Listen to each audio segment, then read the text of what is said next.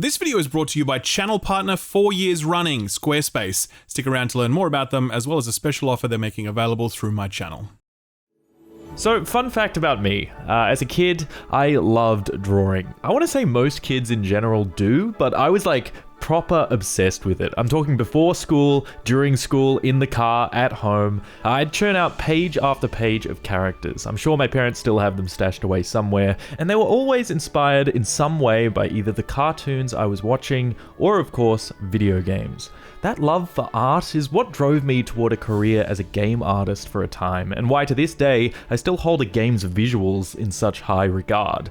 I say all this because the Plucky Squire is the first game I've played that so effectively speaks to that childhood, to that love of art and its power to inspire.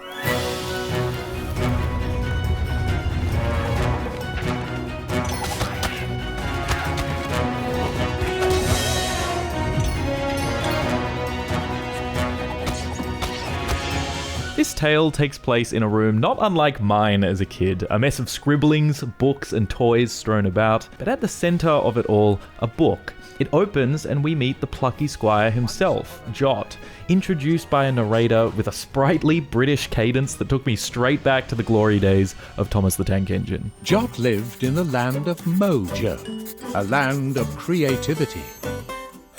Immediately, it's impossible to ignore the boundless charm on display here, much of that charm a result of the art direction. The first moment I saw Jot, I was like, damn, that's some great character design. There's not a single thing you'd change about him. You could put him next to any number of Nintendo mascots and wouldn't look out of place. It's easy to see why that is. The studio's co-founder, James Turner, worked as an art director for Pokemon, personally responsible for the designs of some of the most recognizable characters in this medium. More crucially though, is that the style you see here in the Plucky Squire is James Turner's signature style. Like if you look through his Instagram, which I highly recommend you do, you can see he's been exclusively drawing cartoons in this style for many, many years. And that footprint is apparent across the entire game. The characters, the creatures, the environments, and even the UI.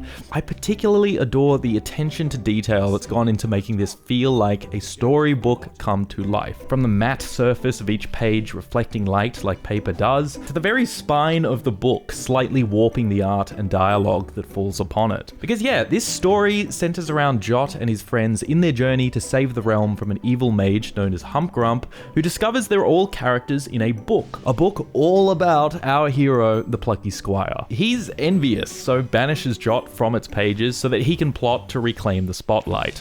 Each chapter then follows Jot and his friends on an endearing little adventure reminiscent of morning cartoons, often helping colourful characters with a small problem in return for an item that might aid in his fight against Humpgrump. It never takes itself too seriously, so don't expect any especially evocative moments or meaningful lessons to these ventures, but there are enough clever self-references and fourth wall breaks to keep me engaged in the story, despite clearly targeting a younger audience. There's a personal touch here that is keenly felt in the game's broader meta-narrative, but I'll come back to that point at the end. Speaking of meta though, the Mage's spell has granted Jot the ability to traverse between the 2D and 3D world. As you've likely seen from the trailers, this is the primary hook of the Plucky Squire. It's an action-adventure that involves you leaping between these two perspectives to overcome various puzzles, platforming, and combat challenges.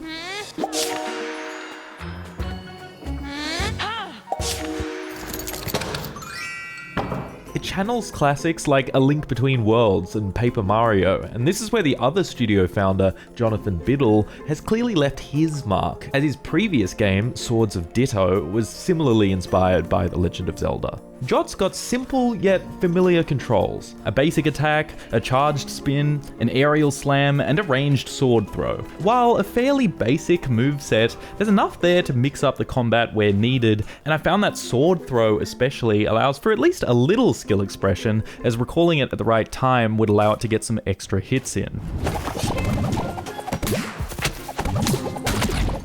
The enemies you come across in the outside world are also often the same ones from the 2D book, with the same attacks and animations, only now rendered in 3D. It's a cool detail, and another example of how the developers have maintained that visual consistency across the board. I also appreciated the seamlessness through which you shift between these dimensions, and the way that each surface's curvature or orientation is utilized, like for example this really brief section where I needed to get an item in a particular puzzle piece, but the pieces were all scattered, so it took a bit of experimentation to get through. Then there's the myriad of mini-games dotted along the journey, from side-scrolling shooters to tile matching to rhythm games. They typically use just one button, so aren't as fleshed out as, say, the mini-games in It Takes Two, but they are effective as fun little treats to break up the gameplay.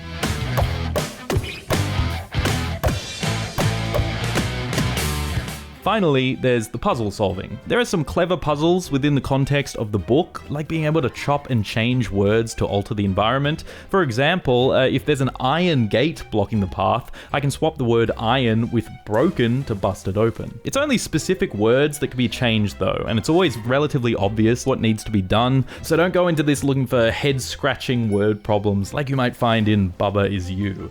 What adds a new dimension to this is, well, the other dimension. The ability to turn the pages, for example, that allows you to grab words or objects from previous scenes. And there's various stamps you can collect that let you interact with the inside of the book from the outside. There are some great concepts here, and they're combined in ways that encourage you to think a little outside the box, or book rather, while still being approachable for younger audiences. If you find yourself stuck at any moment, there are many accessibility options to ease up the challenge if needed. From this little wizard dude who offers in-game hints, to a button that'll skip sections entirely.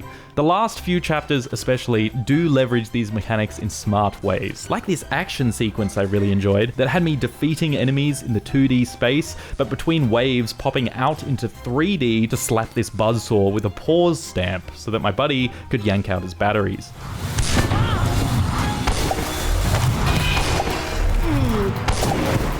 The puzzles and encounters are good fun, but I did find myself wishing for a bit more, as I only got a short glimpse of their full creativity before I rolled credits. It takes a tad too long to get going, since the first half of the game is focused on introducing you to each of these tools, and while that gradual ramp is necessary, I do think the game might have benefited from just a couple more chapters to really flex those cool gameplay concepts. So the Plucky Squire falls just shy of reaching its potential. However, the condensed runtime ensures it doesn't overstay its welcome. This is a concise 8 to 10 hour adventure that doesn't demand a lot of you, but its charming presentation, light-hearted tone, and gameplay variety kept me smiling ear to ear the whole time.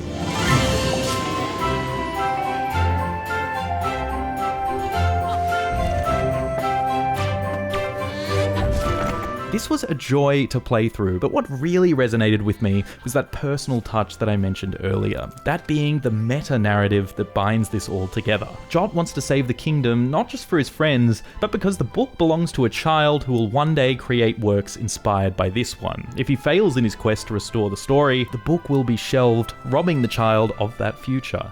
The game is itself intended to inspire a new generation of artists and game makers, perhaps best illustrated by the fact that one of the only collectibles you find throughout the game are these pieces of concept art, allowing you to peer into this game's development and see how far it's come.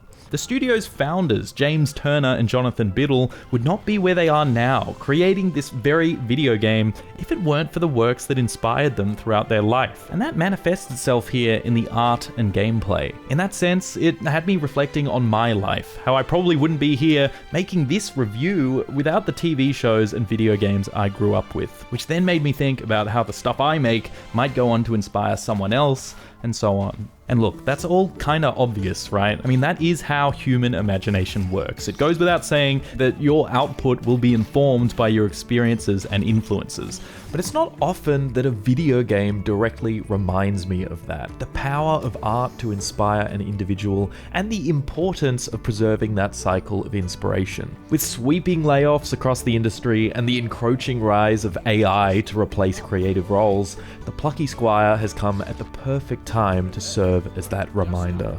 If you've got young kids with decent reading comprehension, I think they'll have a genuine blast with this, but there's still plenty to love here if you're just hankering for an action-adventure with decent puzzles and combat, alongside delightful visuals and a clever gameplay conceit. The Plucky Squire is full of heart, clearly a labour of love for Studio All Possible Futures, and I look forward to whatever they create next. It releases today on all platforms, and I recommend it to you.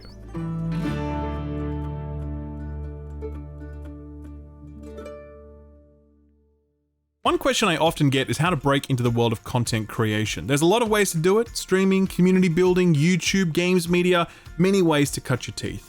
Obviously, my stuff eventually ends up on YouTube, but what if YouTube wasn't the right fit for you?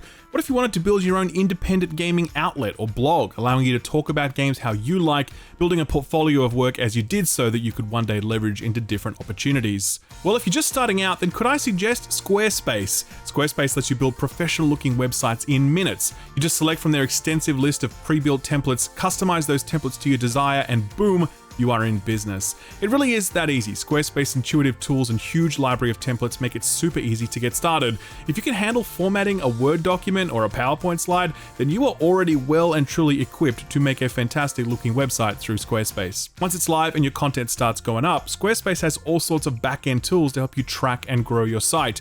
Detailed analytics tools showcase what your audience is clicking on, and SEO tools and social media integration make it easier for your audience to find you. It's a simple end-to-end solution that could be the start of your content creation journey if the written word is what interests you. If it is and you want to get started, then visit squarespace.com to start building your website through their free trial. And if you want to get serious, then use offer code SKILLUP for 10% off your purchase of a domain name. Thanks Squarespace for sponsoring the video, and thank you for watching it.